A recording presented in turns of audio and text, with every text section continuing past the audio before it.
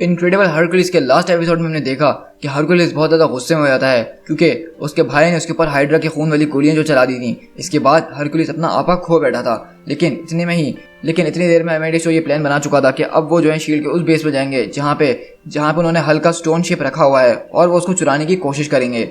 अब आगे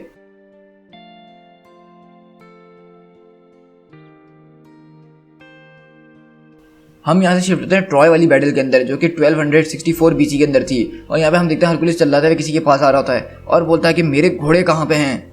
तुम हो सकता है कि चीट कर दो अपोलो या पोसाइडन को, लेकिन मुझे नहीं कर सकते हो। मैं जो खामोशी से ओलंपस के अंदर नहीं बैठूंगा जब तक मैं सेटिस्फाइड ना हो जाऊं। मैं जो तुम्हारे पास ब्रेथ लेकर आया हूँ जन्नत की तुम्हारे दरवाजों तक, जो कि तुम्हें बर्बाद करके रख देगी। मैंने तुम्हारा वो टास्क करा जो तुमने मुझसे कहा था, और मैं जब तक तुम्हारी सिटी से बाहर निकल के नहीं जाने वाला जब तक तुम मेरी बताई हुई पेमेंट मुझे प्रॉपरली ना दे दो। क्या तुमने मुझे सुना लामोडियन? लेकिन हम बेसिकली देखते हैं कि हरकुलिस जो है ये सारी चीज़ें अपने दिमाग के अंदर सोच रहा है। हरकुलिस का दिमाग जो है अभी भी उसके पुराने वक्तों के अंदर है, लेकिन बेसिकली यही सारी चीज़ें जो है एक दूसरे पर्सपेक्टिव में इस प्रेजेंट डे के अंदर हो रही है। मतलब हरकुलिस इस वक्त वो पुराने ग्रीक वॉरियर से नहीं लड़ रहा है, बल्कि इस वक्त उसके सामने वो शील्ड के एजेंट्स हैं जिनसे वो लड़ने की कोशिश कर रहा है। और वहीं पे हरकुलिस फजूल में चिल्ला रहा होता है कि जल्दी से नीचे आओ और मुझे फेस करो यू मॉन्स्टर। लेकिन हम दूसरी तरफ देखते हैं कि वहाँ पे अमेडियस जो है उस स्टोन शिप की तरफ पहुँच जाता है।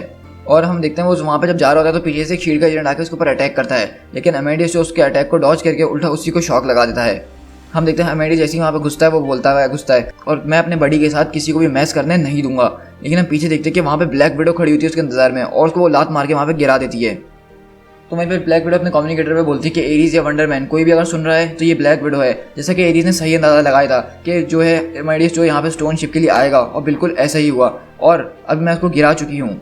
लेकिन हरकुलिस ये बहुत टाइम गुजर चुका है जब से मैं उसको देख रही हूँ कि वो लड़ाई जा रहा है, वो कम्प्लीटली आउट ऑफ कंट्रोल हो चुका है। वो हमारे सारे सोल्जर से ऐसे लड़ रहा है जैसे कि वो अभी अभी आया हो, लेकिन वो यहाँ पे बहुत देर से लड़ रहा है। तुम दोनों को यहाँ पे होना चाहिए था। तुम लोगों का स्टेटस क्या है? ओवर। बोलता कि हमारा स्टेटस ये है कि दरअसल हमें टैक्टिक्स को जीनियस इस्तेमाल करके उससे लड़ना चाहिए था, बल्कि उसके बजाय एरीज ने एक ब्राइट आइडिया दिया, हाइड्रा की ब्लड वाली गोलियों से ढूंढ दिया।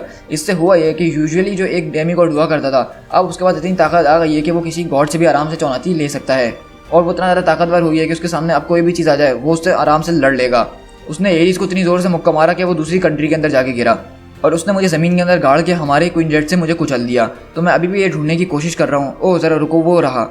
और वहीं हम देखते हैं दूसरी तरफ एरीज जो यहाँ पे चिल्ला रहा था दूसरों के ऊपर कि जल्दी से गाड़ी रुको, इस गाड़ी की मुझे ज़रूरत है, ये एक अवेंजर्स का बिजनेस है। और वो बोलता है कि देखो तुम जो है हल्के आगे पीछे रहना जब तक हम लोग वहाँ पे पहुँच ना जाएँ। तो ब्लैक विडो बोलती है कि क्या मतलब मैं उसको देखूँ, वो 130 पाउंड्स का है, वो भी सिर्फ मेरे लिए। तो वंडरमैन बोलता है कि वेल अगर देखा जाए मेरा अंदाजा जहाँ तक है उसको जो अपने प्रेजेंट और पास्ट के अंदर ज़्यादा फर्क नज़र नहीं आ रहा है, वो अजीब व गरीब पुरानी बातें कर रहा है, तो हो सकता है इससे तुम कुछ हेल्प ले सको। हम जो है तकरीबन वहाँ पर 20 मिनट्स के अंदर पहुँच जाएंगे। Wonder Man out. तो वहीं पे वंडरमैन आता और बोलता है कि मुझे तुम्हें रोकना तो बहुत बुरा लग रहा है एरीज, लेकिन ये न्यू जर्सी के लोग हैं, ये लोग अपनी गाड़ियों को अपनी जान से भी ज़्यादा चाहते हैं, ये तुम्हें खुश नहीं देने वाले। ये कोई वक्त नहीं है कि तुम विलियम बनने की कोशिश करो, ये वक्त है कि तुम कुछ अच्छा करने की कोशिश करो और दिमाग से काम लो। बोलता है कि लास्ट टाइम जब मैंने हरकुलिस को इस मूड के अंदर देखा था बेजरकर वाले, तो वो वक्त था जब किंग लैमोडियन ने उससे वादा किया था। किंग लैमोडियन ने जो कि ट्रॉय का रहने वाला था, उसने उससे अगर उसने उसकी बेटी की बचाया पोसाइडन के एक मॉन्स्टर से, तो वो उसको एक ऐसा घोड़ा देगा जो कि एक मैजिकल हॉर्स है, जिसकी वजह से वो जो है पानी के ऊपर भी भाग पाएगा। लेकिन उसने ये बात उसको बताने से इनकार कर दी कि दरअसल जो है अपोलो और पोसाइडन को उसने जो है बहुत पहले उस किंग ने एक रकम नहीं दी थी, जिसकी वजह से उसने वो मॉन्स्टर्स वहाँ पे भेजे थे, और वो मॉन्स्टर को भी गुस्सा उन्हीं लोगों ने दिलवाया था।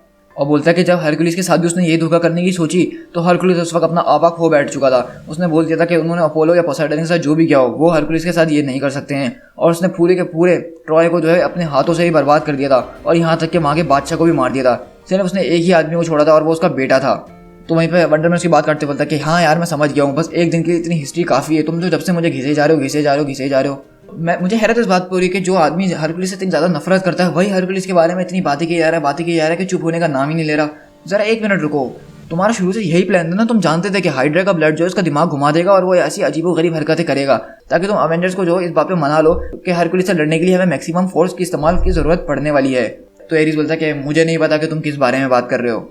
तो वो बोलता है वंडरमैन के देखो ज़रा, मुझे पता अब समझ में आ रहा है कि तुम मुझे अपने साथ यहाँ पे क्यों लेकर आए हो। मेरे सर पे कोई सिंग नहीं लगे, मैं समझे ना तुम, मैं तुम्हारी सारी हरकतें समझ चुका हूँ। तो वहीं पे सामने से आके एक गाड़ी रुकती है जिसमें एक लेडी होती है, और वो बोलती है कि साइमन विलियम, क्या ये सच में तुम हो? क्योंकि साइमन विलियम बेसिकली यहाँ पे एक सेलिब्रिटी भी है। तो वो बोलता है कि हाँ मेरा तो जहाँ तक अंदाजा है मैं साइमन विलियम हूँ, क्योंकि मैं उसी की चड्डी पहना हुआ हूँ।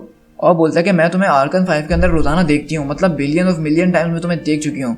और हम यहाँ पे देख रहे होते हैं कि यहाँ पे जो है वंडर मैन बेसिकली उस लड़की से थोड़ा फ्लर्ट वगैरह करने की कोशिश कर रहा है, फ्लर्ट वगैरह की कोशिश कर रहा होता है, उसकी गाड़ी मांगने की कोशिश करता है। लेकिन वहीं पे एरीज को गुस्सा आता है, उसके ऊपर एक बहुत जोरदार ब्लॉक मारता है, जिससे वहाँ पे वंडर मैन गिर जाता है और वो वहाँ से उसकी गाड़ी लेकर लड़की की निकलना शुरू कर देता है।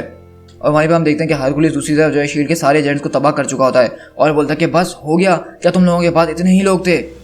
लेकिन हम वहीं पे देखते हैं कि वहाँ पीछे से ब्लैक विडो आ जाती है और बोलती है कि हरकुलिस ये अपने जो है दिन में ख्वाब देखना छोड़ दो और मेरे ऊपर फोकस करने की कोशिश करो। तो हरकुलिस बोलता है कि नताशा, और हम देखते हैं कि वो नताशा को जो है पुराने वाले रूप में देख रहा होता है, मतलब जो वो पहले एवेंजर्स में हुआ करती थी उस रूप के अंदर। और वो बोलती है कि तुमने अपने टीम लीडर को रिकॉग्नाइज कर लिया, ये एक अच्छी बात है, और मुझे पता है कि चैंपियंस अभी भी एक अप और स्टिल चलने वाला ग्रुप है, लेकिन ये और भी अच्छा होगा अगर तुम अपने ही मेंबर्स को याद करने की कोशिश करो और उनको चेक करो कि वो अभी भी एग्जिस्ट करते हैं। तो हरकुलिस बोलता है कि चैंपियंस, लॉस एंजलिस के चैंपियंस, ऑफ कोर्स मुझे माफ़ कर देना, मुझे याद आ गया है, तुम जो हो ब्लैक विडो हो और मेरा दोस्त एंजल हुआ करता था, और उसको तो मैंने अभी कुछ टाइम पहले न्यूयॉर्क के अंदर ही छोड़ा है। और हमारे एक्समैन भाई आइसमैन को कौन भूल सकता है, और उसके साथ साथ हमारा दूसरा साथी जो कि थोड़ा अलग था दिखने में, घोस्ट राइडर, हाँ मुझे सब याद आ गया है। और हम यहाँ पे बेसिकली देख रहे होते हैं कि वो एक पुराना फ्लैशबैक याद करता है हरकुलिस, जब वो चैंपियंस की टीम में काम किया करता था। वहीं पे विडो बोलती है कि हाँ बिल्कुल एरीज, तुम्हें सब कुछ याद आ गया ना, कि तुम्हें याद है कि वो हमारा फर्स्ट एडवेंचर था एज अ टीम। और हम देखते हैं बेसिकली जो है ब्लैक विडो उसको जो है एक चाल में फंसाने की कोशिश करती है और उसको दूसरी तरफ भेजने की कोशिश करती है कि तुम जाके वहाँ देखो, वहाँ पर तुम्हारे पुराने दोस्त एंजल को तुम्हारी ज़रूरत है।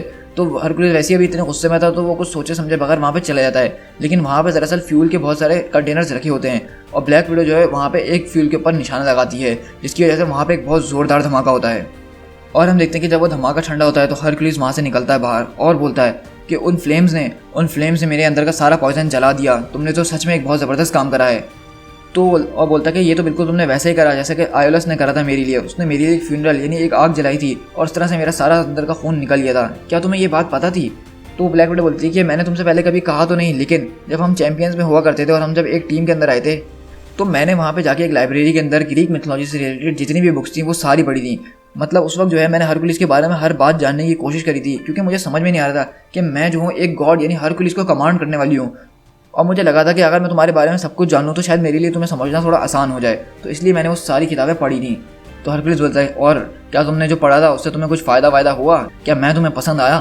तुम ब्लैक विडो वहाँ पे मुस्कुराते बोलती है कि चलो बस भी करो और कुछ पैंट्स वगैरह पहन लो।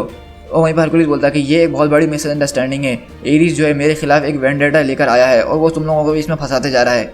तो ब्लैक विडो बोलती है कि मैं तुम्हारी बात पे विश्वास करती हूँ, क्योंकि तुमने मुझे याद दिला दिया कि असल में एरीज है क्या चीज़, क्योंकि मेरी अपनी खुद की ज़िंदगी जो है वो इन तरह के किस्तों से भरी हुई है, मैं किसी के ऊपर कभी बिलीव नहीं कर सकती हूँ, मैं किसी के साथ ज़्यादा लॉयल नहीं रह सकती हूँ, ये मेरे लिए मुश्किल है और मैं ये समझ भी सकती हूँ।